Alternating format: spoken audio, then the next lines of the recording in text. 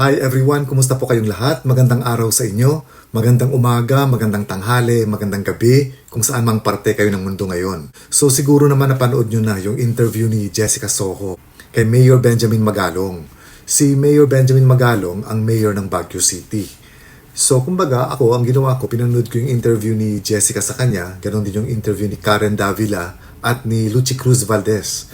So, 3 interviews niyang pinanood ko para makita ko rin kung gaano consistent yung mga sinasabi ni Mayor Magalong. So, sa mga hindi pa nakakakilala kung sino si Mayor Benjamin Magalong, siya yung mayor ng Baguio City ngayon, incumbent mayor.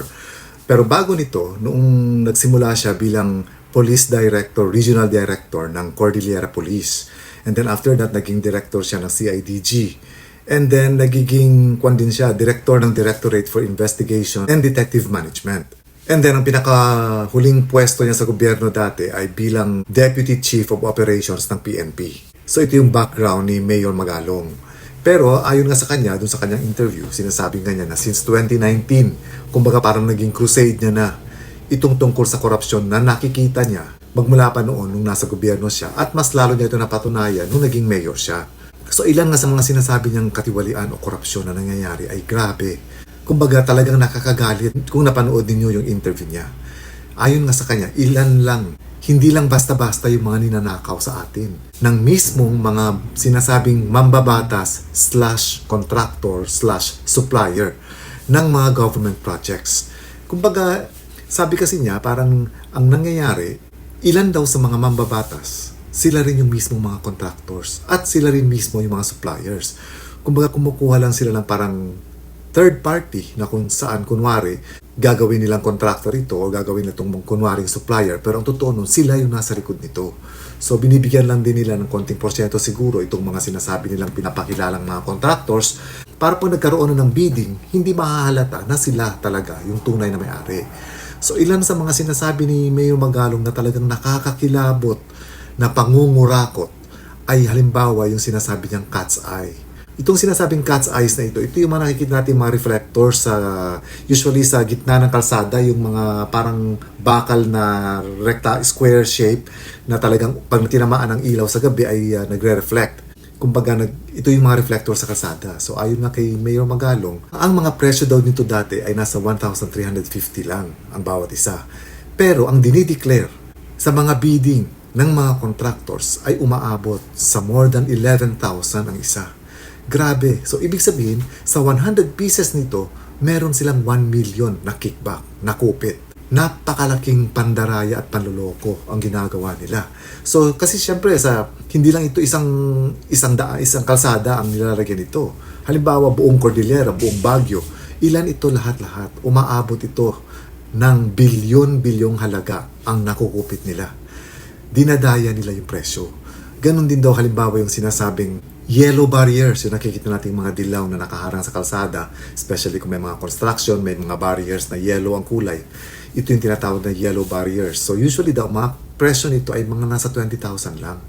Pero kapag ibinid na ito for government projects, ang nakalagay na presyo nito ay mga nasa 121,000 plus. So kumbaga, 100,000 agad ang kupit nila sa mga yellow barriers na ito. Mabuti sana kung iisa lang yung in-order nila. Sobrang dami, di ba?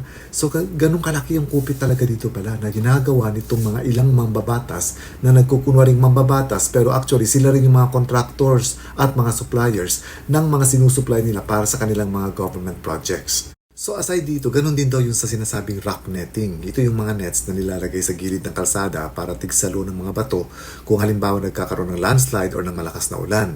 So sinasabi na ang presyo daw nito per square meter ay nasa 6,000 pesos. Pero kapag ibinibid na daw ito for government projects, nagbabago ang presyo nito. Nagiging 25,000 na per square meter. Grabe ang diferensya. 21,000 per square meter ang kinukupit nila. Ganito kasakim itong mga taong ito. Kumbaga, nakakagalit lang dahil kung iisipin natin, napakaraming mga tao ang nagpapakahirap mabuhay. Nagkumakayod, nababawasan pa yung mga kinikita nila ng mga taxes. Tapos, even hindi lang yung mga nasa Pilipinas, even yung mga OFWs, lahat may tax. At itong mga taxes na ito na supposedly magbibigay ng maayos na serbisyo sa mga tao ay hindi na i-enjoy ng mga tao dahil napupunta ito sa mga bulsa ng mga swapang, ng mga ganid ng mga mababatas na ito na nagkukunwaring mga contractors o suppliers. Kaya nga sabi ni Mayor Magalong, mas mabuti daw talaga ngayon, ang uso daw talaga ngayon, mag-contractor ka muna bago ka maging congressman. Ganun na daw yung gawain, ang kalakaran ngayon. So kumbaga, ang sinasabi rin dito, ang pinapakita rin ito, grabe katalamak ang korupsyon sa ating bansa. Kawawa yung mga mahihirap. Kumbaga, yung mga mahihirap, lalong nagiging mahirap at iilan lang yung mga mayayaman na patuloy pang yumayaman. Kumbaga, hindi sila nabubusog, hindi nakokontento sa laki ng kinukupit nila. Hindi ko rin lubos maisip kung inaano nila yung pera. Kasi kumbaga, kung bilyon-bilyon na yung nakupit nila at ninanakaw nila sa kaban ng bayan, kapag ka namatay sila, hindi naman din nila ito madadala. So kahit isipin natin na ipamana nila ito sa kanilang mga anak, hindi pa rin ito ganun kadaling maubos.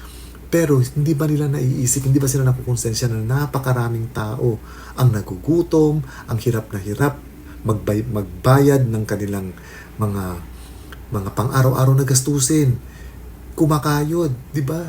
Maraming homeless, maraming walang mga bahay na hanggang ngayon umuupa pa.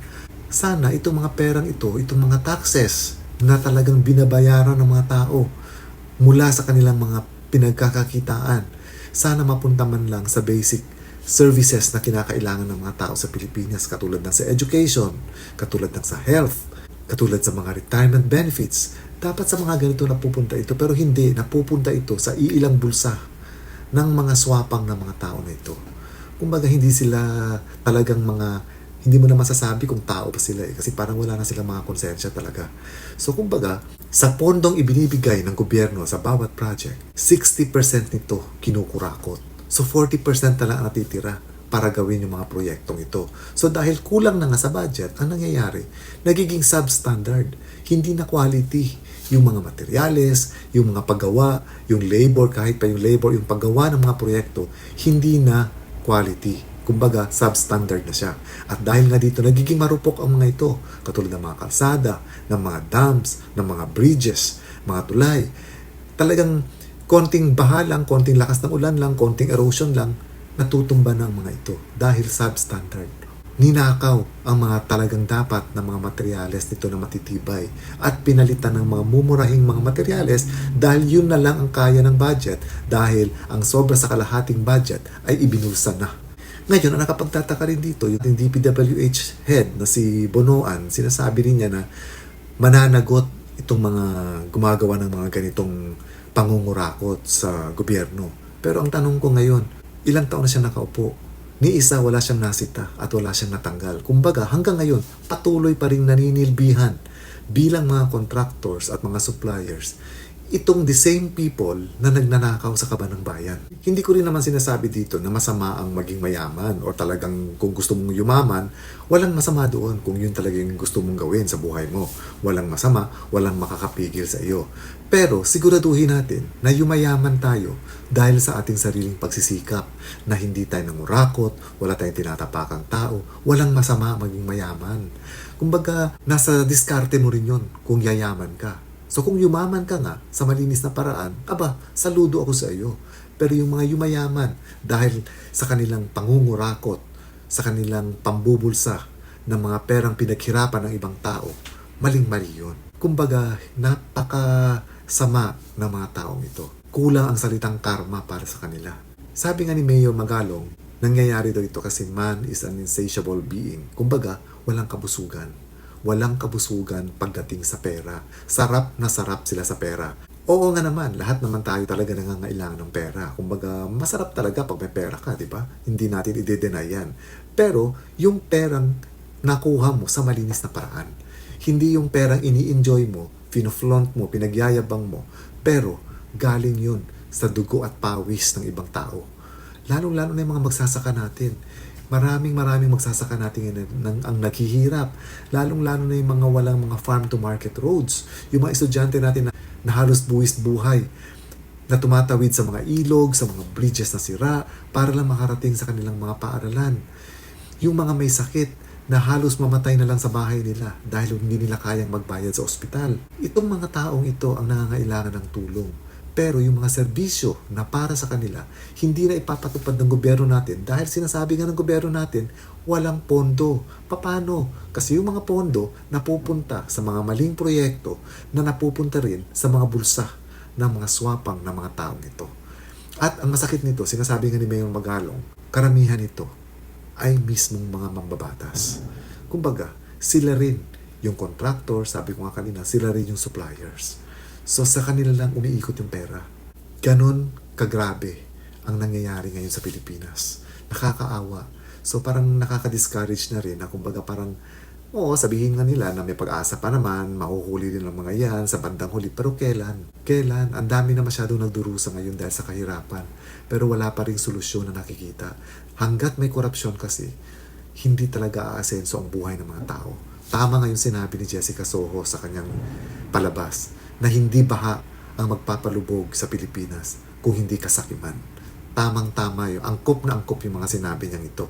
Na sariling kababayan natin, mga kababayan nating ganid at matakaw sa pera ang papatay sa kapwa Pilipino nila. And this is all for now mga kaibigan. Sana makapag-isip-isip tayo na next time pag nagkaroon ng halalan, huwag tayong masilaw sa kung anong mga binibigay ng mga kandidato na panandali ang satisfaction sa atin, katulad ng pagbibigay nila ng mga pera tuwing eleksyon, yung kanilang mga kung ano-anong mga drama na kunwari magagaling silang mga politiko. Huwag tayong magpadala sa ganun kabayan. Tama na. Bago tayo bumoto, kilalanin natin ng maigi yung ating mga kandidato. Huwag tayong magpadala sa mga compadre system. Kilala ko yan at taga-amin yan, kailangan putukin ko yan. Hindi na ganun ang dapat maging laro natin. Ang magiging laro natin dapat sa susunod na eleksyon, kilalaning mabuti ang bawat kandidato at bago natin isulat yung pangalan nila, ang una nating isipin, makakatulong kaya ito sa akin? Matutulungan kaya niya ang mga anak ko na makapag-aral ng maayos? Matutulungan kaya niya ako na magkaroon ako ng maayos na pamumuhay para mabuhay ko ang pamilya ko? Hindi tayo dapat magpadala sa konting halagang binibigay nila para botohin sila. Ano man lang yung bibigyan ka ng 3,000 or 5,000 para botohin sila. Hanggang saan ang mararating nito?